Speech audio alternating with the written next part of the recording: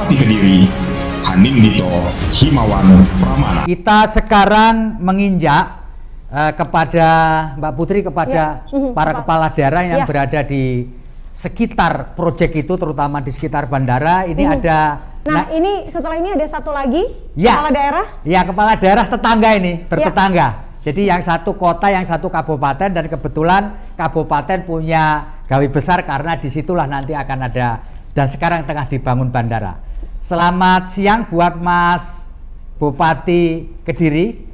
Mas Dito, apakah sudah bisa hadir di ruang virtual kita? Mas Dito, assalamualaikum. Waalaikumsalam, selamat Halo, sore. Mas Dito. Sugeng sonten. Selamat untuk Tribun Mataram launchingnya.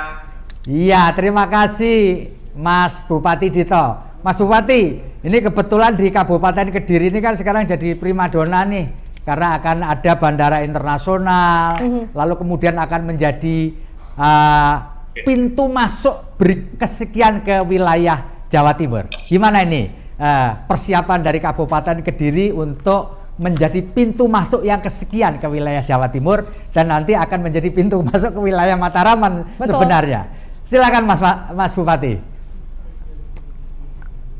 Ya, jadi tentunya hal pertama yang dilakukan pada saat 6 bulan saya menjabat sebagai bupati adalah saya melakukan roadshow ke Kementerian PUPR. Saya mungkin bisa dibilang salah satu bupati yang paling sering ke Kementerian PUPR, mulai dari Dirjen Bina Marga, Dirjen Sumber Daya Air, Dirjen Cipta Karya, Dirjen Perumahan, dan sebagainya selalu saya kunjungi. Untuk pembangunan bandara sendiri, kalau boleh saya mau menampilkan slide, saya hanya menampilkan kurang lebih 4 slide. Silakan Mas. Kalau diizinkan. Izin Mas, monggo silakan. Ini mohon izin menyampaikan sekitar 5 slide menit. Langsung ke bagian pembangunan.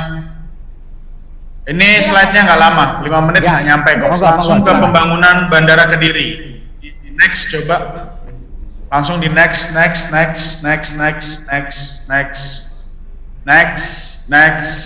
Ya.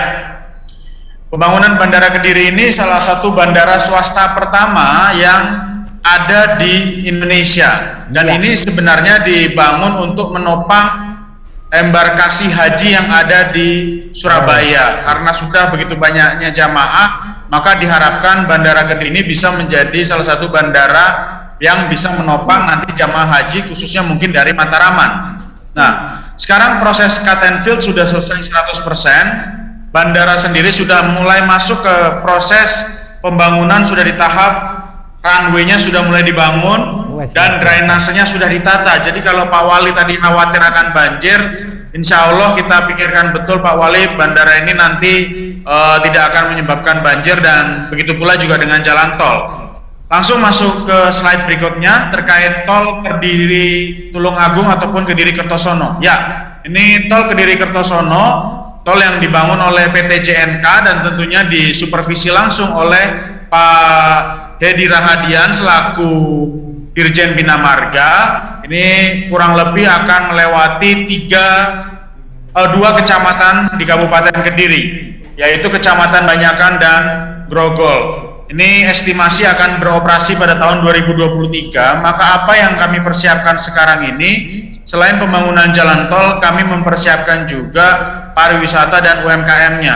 Kalau Wali Kota Mas Abu sangat sekali gencar dengan UMKM-nya, kami yang di kabupaten baru mau berlari, memang harus saya akui.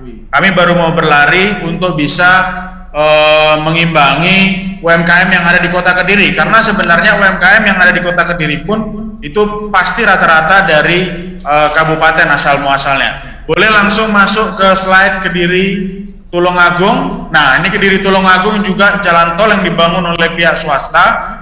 Baru beberapa minggu yang lalu saya komunikasi dengan Direksi Gudang Garam terkait pembangunan Kediri Tulungagung, dan ini rencananya 2021 ini sudah mulai eksekusi pembebasan lahan. Luar biasa. Konstruksi dikerjakan 2022 dan 2023 diprediksi sudah akan selesai. Jadi kalau kemarin rapat terakhir akan mundur sedikit terkait bandaranya, masih di 2024 awal, dan nantinya ini bandara ini terkoneksi dengan adanya Kediri Tulungagung, Kediri Kertosono, dan pembangunan PSN yang kita kenal dengan Selingkar Wilis. Yang terakhir saya langsung masuk ke slide Agropolitan. Slide terakhir. Ya, jadi apa yang kami lakukan selain UMKM adalah kami melakukan revitalisasi pertanian. Maka kita bagi menjadi 4 golongan. Yang pertama Ngawasondat, itu ada 7 kecamatan, Pancar Wates, Sukaten Kandat, Ringin Rejo, Ngadiluih Kras. Produk unggulannya sudah kita pelajari dan kita telaah. Yang unggulan di situ adalah nanas.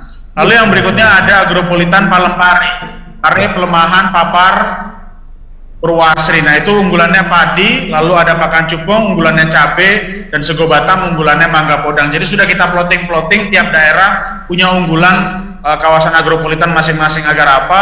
Begitu nanti bandara sudah ada, saya berharap Kabupaten Kediri ini bisa memulai. Saya tidak bisa bicara Kediri, mungkin kabupaten dan kota itu selalu menjadi satu kesatuan. Tidak bisa dipisahkan karena hanya batas. Jadi saya bilang mungkin Kediri secara keseluruhan dalam hal ini harus mempersiapkan nanti, kalau mungkin kabupaten mempersiapkannya terkait pertaniannya, karena 80% masyarakat kami bertani, dan nanti UMKM-nya kami akan berkolaborasi dengan Kota Kediri, aksi. Mungkin itu kunci. Iya. Matur suwun, mungkin itu yang bisa saya sampaikan. Kalau saya harus menjelaskan, saya kira akan sangat panjang sekali karena bandaranya ada di saya, tolnya ada di saya. Nanti monggo waktu dan tempat saya persilahkan kepada teman-teman bupati yang lainnya.